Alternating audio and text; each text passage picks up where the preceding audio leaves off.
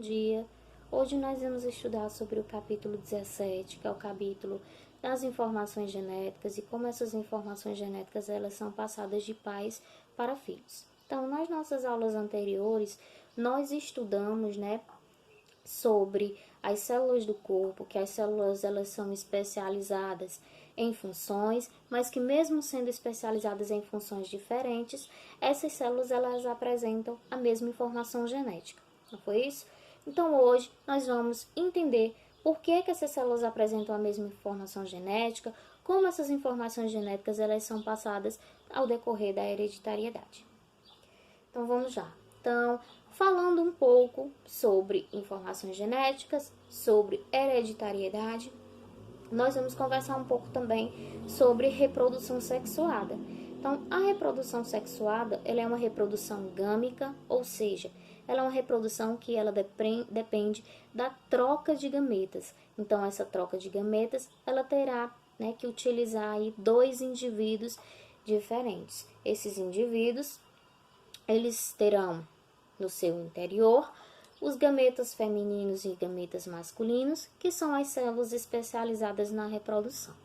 Essas células especializadas na reprodução, esses gametas, eles são produzidos pelos órgãos sexuais, ou como a gente poderia chamá-los, são produzidos pelas gônadas.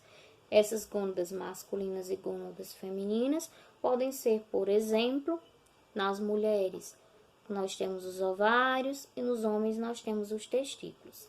Então, essas duas gônadas, elas são responsáveis pela fabricação dessas células, desses gametas, que são responsáveis ou são especializadas na reprodução.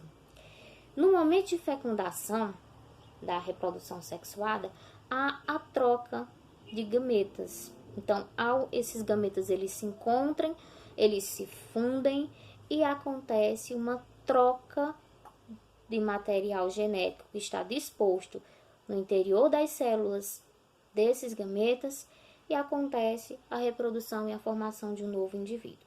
Após a fecundação, nós temos a formação do zigoto ou célula-ovo, como preferirem chamar. Esse zigoto, mais à frente, ele será um novo indivíduo que vai surgir. Então, essa fecundação, ela ainda pode acontecer de algumas formas. Por exemplo, pode ser uma fecundação que aconteça interna ou pode ser uma fecundação que aconteça externamente ao corpo. Como? Essa fecundação, quando ela acontece interna, isso quer dizer que as células, os gametas masculinos, eles irão fecundar o gameta feminino dentro do corpo da fêmea. Então, eles terão que adentrar o corpo da fêmea para que eles possam fecundar os seus gametas. Então, isso acontece, por exemplo, nos humanos e acontece através dos órgãos copulatórios que nós conhecemos já desde o 8º ano, quando estudamos sobre o corpo humano. Essa fecundação, ela também pode acontecer de uma forma diferente. Por exemplo, ela pode ser uma fecundação externa.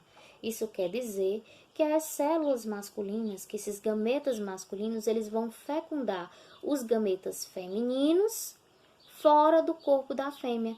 Então, ele vai acontecer em um ambiente externo. Isso acontece com diversas espécies de peixes. Os peixes, eles utilizam a água, que é o seu habitat natural, para que essa água leve os seus gametas e que ele possa, essa reprodução, ela possa chegar até os gametas femininos. Isso acontece só com os peixes? Não. Algumas espécies de plantas também se reproduzem através da reprodução sexuada de forma externa.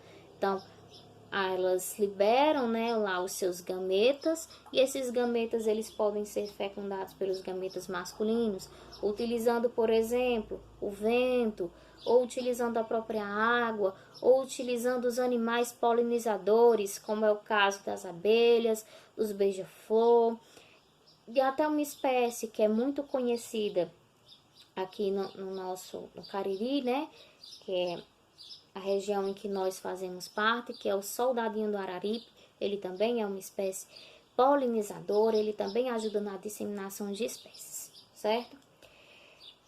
Além disso, pessoal, além desses tipos de fecundação, nós também temos diferentes tipos de estágios embrionários, que é o estágio que vai desde a fecundação ao nascimento do indivíduo. Esses estágios, eles são divididos entre ovíparos, vivíparos e ovovíparos. Como assim, Kelly?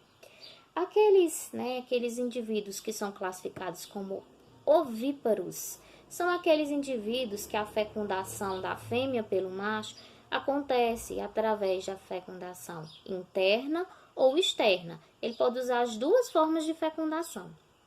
E aí, esse indivíduo, após ser fecundado, ele vai ser copulado por uma espécie de bolsa protetora, vamos dizer assim, que na verdade nós conhecemos como o ovo. Então, esse ovo, ele vai ser responsável por dar todos os nutrientes,